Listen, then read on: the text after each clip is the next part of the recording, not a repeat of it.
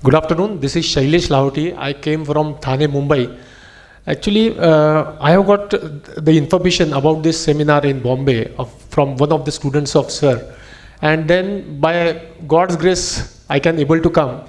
And in last 3-4 days, what I have experienced is powerful knowledge, and it's not base is the diet, but not only diet, but it is packaged with your pranayam, then sun gazing, sun bathing.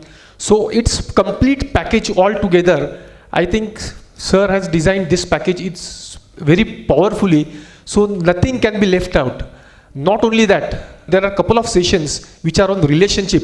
I think which are very, very important, and I think that relationship sessions plus all this has consisted a very good overall routine, and I think it has given a very good pathway to all our participants which have come from all over the country.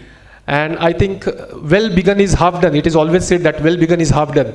So it's a baby step which we have started by following our Guruji, and I think we can go miles together. I have achieved. What I have achieved is I came this.